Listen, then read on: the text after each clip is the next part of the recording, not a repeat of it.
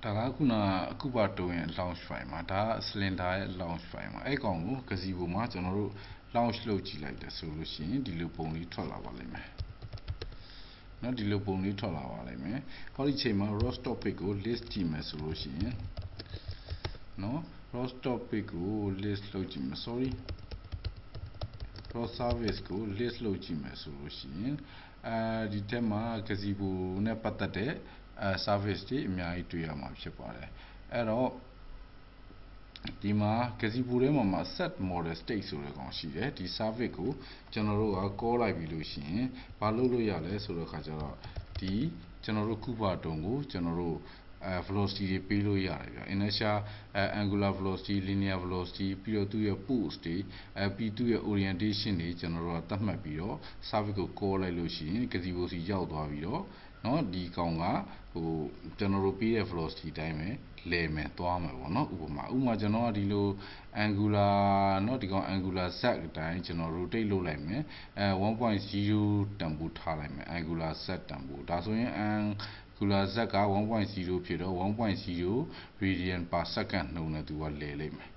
လဲလိုက်မယ်ဆိုတော့ဘာဖြစ်လဲဆိုတော့ဒီလိုလဲလို့ဒီလိုတောင်းရောက်လို့ရှိရင်သူကtranslate ဖြစ်တာကို translation ဖြစ်တာကို translation speed ကလည်းရှိတယ်translate ဖြစ်တဲ့ခါကျရင်သူက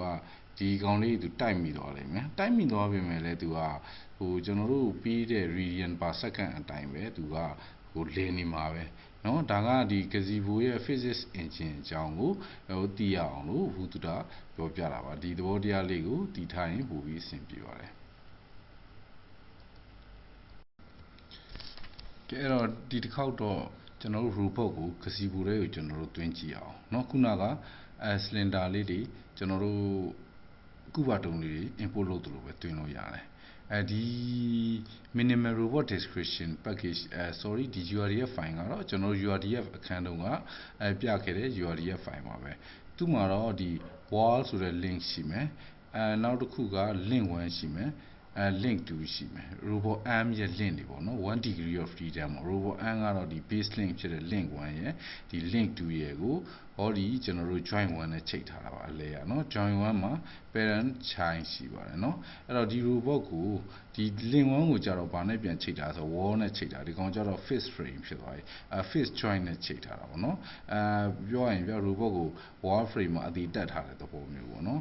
ဒီ join ကတော့ continuous ဖြစ်တာပေါ့ okay အဲ့ခါကျတော့ဒီကောင်ကိုကျွန်တော် launch လုပ်မယ်ဆိုလို့ရှိရင်ဒီ minimal robot description package ထဲမှာရှိတယ်ဒီ package မှာကျွန်တော်ဒီ minimal robot description launch ကိုလေ့လာကြည့်အောင်launch ကိုလေ့လာကြည့်မယ်ဆိုရင်ဒီမှာပထမဆုံး parent ဆိုတာတွေ့တယ်နော် robot description ဒီ package တွေကဒီ URDF ကို parameter server ပေါ်ကိုကောက်တင်လိုက်တာဟိုကျွန်တော်တို့ခုနတုန်းက model တွေကို simulation တွေကိုဓာတ်ရိုက်သွင်းတယ်အခုတော့ဓာတ်ရိုက်မသွင်းဘူးဘာဖြစ်လို့လဲဆိုတော့ဒီ robot description ကို parameter server ပေါ်ကောက်တင်လိုက်ပြီးမှဟောဒီမှာ spawn node ကို run တဲ့အချိန်ကျတော့ param အနေနဲ့ဒီ robot description ကိုယူလိုက်တယ်နော် type ကတော့ URDF ဖြစ်ပါတယ်တဲ့နော်ဆိုတော့ robot description ဆိုတော့ name ပေးလိုက်တာပေါ့နော်ဒီမှာ parameter ရဲ့ name မှာ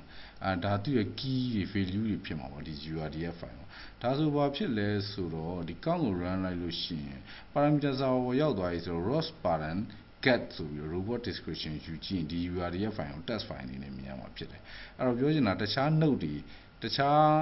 program တွေတခြား package တွေကလည်း robot description ကိုယူပြီးတော့သုံးပါတယ်အဲ့တော့ Gazebo ကလည်းအဲ့ဒီဟာပဲယူပြီးသုံးရမယ်အဲ့ဒါမှအကုန်လုံးကတူညီတဲ့ robot ကိုထိန်းချုပ်တယ်လို့ဖြစ်မှာ哦เนาะဒါကြောင့်မို့လို့ Gazebo ကိုဓာတ်ရိုက် feed မလုပ်ဘဲနဲ့ကျွန်တော်တို့ဒီ parameter server ကိုကောက်တင်လိုက်တာပါကျွန်တော်terminal ကနေ command line ကတော့ run မပြအောင် launch ကိုပဲကျွန်တော် launch လုပ်ပြလိုက်တော့မယ် terminal က run တာဒီဟာတွေတစ်ခုချင်းစီ run တာအတူတူပဲဘာမှသိမထူဘူးဆိုတော့เนาะအဲ့တော့ကျွန်တော် launch လုပ်ကြည့်လိုက်မယ်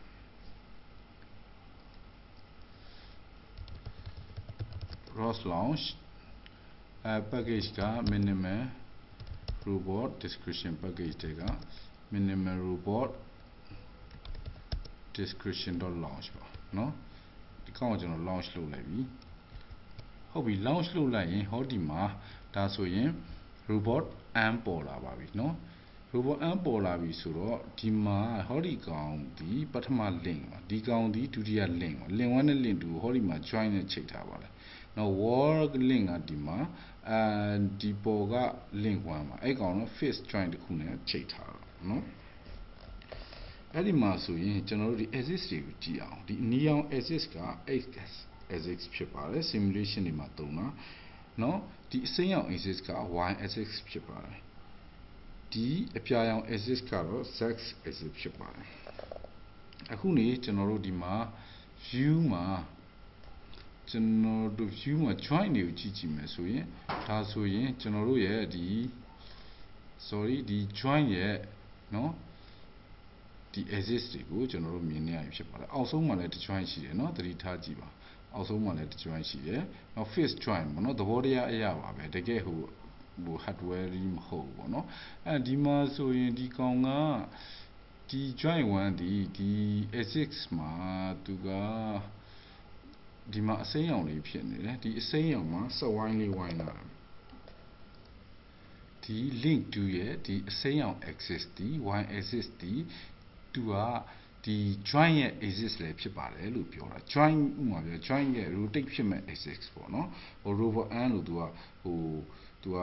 ဒီမှာ rotate ဖြစ်မှာပေါ့နော် rotate ဖြစ်မဲ့ join ရဲ့ axis နဲ့အတူတူပဲတစ်ထပ်တည်းကြတယ်လို့ပြောချင်တာပါနော်ဒီ link 2ရဲ့ဒီ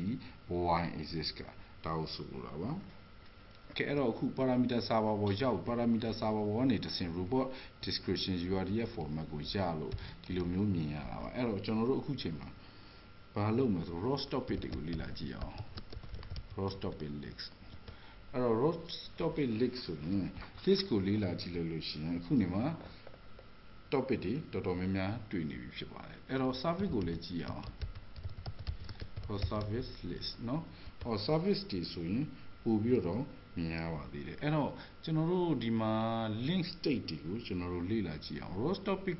လေ့လာတော့ Gazebo မှာ link state ဆိုတဲ့ topic တစ်ခုရှိတယ် ROS topic အခုကျွန်တော်အဲ့ကောင်လေ့လာကြည့်အောင် Gazebo မှာ link state ဆိုတဲ့ကောင်ရှိတယ်အဲ့ link state ကတော့ refresh ဖြစ်နေတယ်ဗျနော် refresh ဖြစ်နေတော့ကျွန်တော်လေ့လာကြည့်အောင်လေ့လာကြည့်ဒါဆိုရင်သူ link က link 3မျိုးတွေ့မယ် array အနေနဲ့ရေးထားတယ်နော် ground plane link one.robot link 1နော်နောက်တော့ link 2သူ့ရဲ့သက်ဆိုင်ရာ post တွေ position တွေကို position orientation နော် position orientation ဆိုပြီး3မျိုးစီလာတယ်ဒီမှာ linear angular တတွဲ linear angular တတွဲ linear angular တတွဲဒီ ground plane ဒီ link ရဲ့ link 1ရဲ့ link 2ရဲ့အတွက်အသီးသီး position နဲ့ orientation အသီးသီးနော်နောက်တော့ linear နဲ့ angular အသီးသီးကိုနော်ဒီလိုမျိုးကျွန်တော်တို့တွေ့ရမှာဖြစ်ပါတယ်ဒီ link တွေရဲ့အခြေအနေပေါ့ဒီတန်ဖိုးတွေကိုကြည့်ရတာအမှန်တန်ပြင်းဖို့ကောင်းတယ် 0.0 တွေရော 1.0 တွေရောနော်ထပ်တလဲလဲဖြစ်နေတယ်အဲ့ခါကျတော့ကျွန်တော်တို့ဒီသူ့ရဲ့ post နဲ့ဒီတန်ဖိုးတွေကိုကစားလို့ရအောင်နောက်လာမဲ့သင်ခန်းစာကျရင်ကျွန်တော်တို့ joint controller လေးတစ်ခုရှိရအောင် joint controller လေးရေးပြီးတော့ဒီကောင်တွေကိုထိန်းချုပ်မယ် simulation လုပ်ကြည့်ကြတာပေါ့ကျေးဇူးတင်ပါတယ်ဒီသင်ခန်းစာကိုကျွန်တော်အခုဒီနေရာမှာပဲဆက်လိုက်ပါမယ်